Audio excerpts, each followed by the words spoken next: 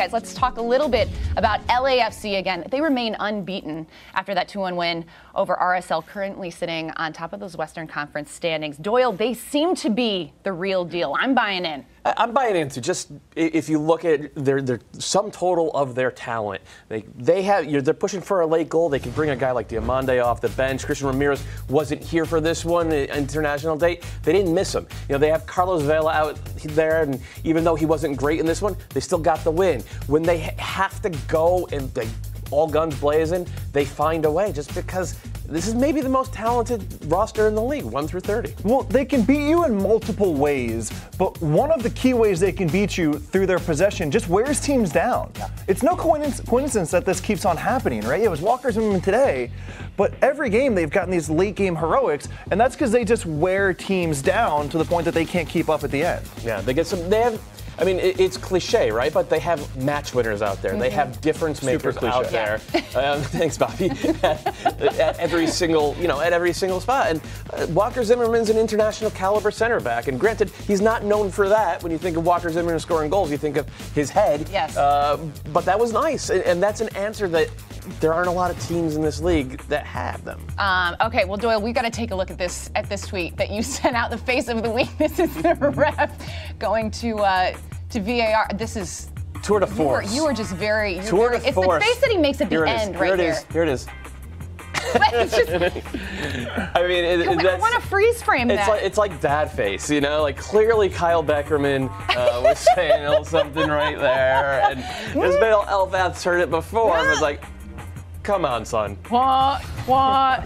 I do think my dad has given me that look at several points. You've earned it. In my life. I have earned it. We're not going to go there right now, though. All right, there were 2 goals in this game that were very, very similar. Yeah. One from Diego Rossi in the 40th minute, one from Sebastian Saucedo in the 50th minute. One was good, one was not. And Bobby, I'm going to let you run away with Bobby's this. the expert. That's right. He is. Bobby That's knows right. He is. The official rules expert of this panel. And just what happened here, as we see this ball gets played into Adama Diamande, and Donny Toya gets a touch on it. It goes to Diego Rossi. And what you should notice here is that Donny Toya makes an action, takes a couple steps toward the ball, and that's a distinguishing factor. Toya runs towards it, slides it, and is making a deliberate act on the ball. And that is why this goal stood by Diego Rossi. And here's a counter to that. Bofo Saucedo scores this goal, is ruled offside afterward, but notice that Edward Atuesta doesn't move toward the ball after it is played. It is a simple deflection, and we see plays like this often when it is just a deflection that goes to the attacker, and this is consistent with how it is called. The deflection versus seeing a defender move toward the ball like we are seeing by Donny Toya here. By precedent, by protocol, both of these plays were called correctly. All right? Suze, we got that out of the way? Okay. I can both acknowledge that they were called correctly on how referees are supposed to call this. Well done by Ismail Elfath on both accounts. He followed what he is told to do. The letter of the law. The letter of the law. The letter of precedent, I think is better to say. The precedent. Kind of but don't you feel a little hard done by? Yes, but you can also acknowledge that the rule is bad. Yeah. Right? Whenever you think about a call you see on the field that you disagree with, there's 2 parts to look at. Was it interpreted properly based on what referees are told to do, and is the rule stupid? And for my money, the established precedent of this rule, to really nobody's fault, right? Like, who knows how these things happen over all the years? The rule is stupid. If you can distinguish between a defender making an intentional act on the ball compared to a deflection, you can also make it a distinction on when that intentional act is a defensive act versus a player making an attacking act trying to trap the ball, which is what we saw last week in New England, Toronto with Antonio Delamere. So to be clear, the interpretation on this goes all the way up to FIFA. This is how, from the top down, FIFA has determined that this call be called, that this call be made. To me, what is infuriating about it for me as a neutral watching this, and if I want to break a printer on behalf of Mike Beckett here, is like the only reason Donny Toya is making a play on that pass is to prevent it from going to Adama Diamande, who's offside and is thus part of the play. There's no passive offside there. He's part of the play. His being offside affects how that play.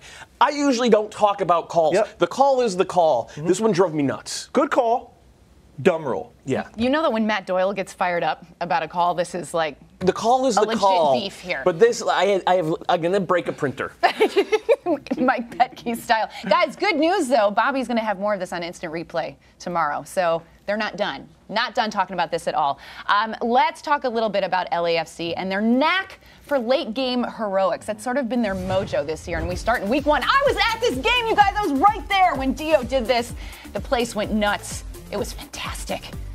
Absolutely fantastic. And then last week against NYCFC, he could have done it again in the final minutes. Arguably should have done it again. And then we saw it again, last night. This is what I was sort of stumbling through in the first segment. They had so much talent. They get answers in spots on the roster that other teams just can't. But I do think it goes to what Bobby said. They had 65-70% of the ball. Mm-hmm. If they have that much of the ball, they are going to wear you down, and not just physically, but I think mentally. And we've seen teams kind of melt mentally down the stretch against LAFC so far in 2019. Yeah, I agree with what you just said. But I also you said it first. I was going to point that out, yes. Yeah. But there's also something we said about just the swagger that this team has right now. It just is a team with confidence. And if you watch that documentary about them on ESPN+, if you just watch how they conduct themselves and they do post-game interviews, it's a team with confidence.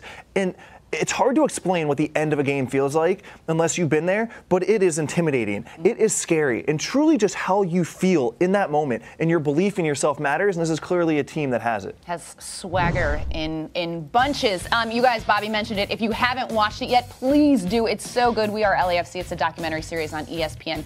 Gives you an inside look at their first season in MLS. It's awesome.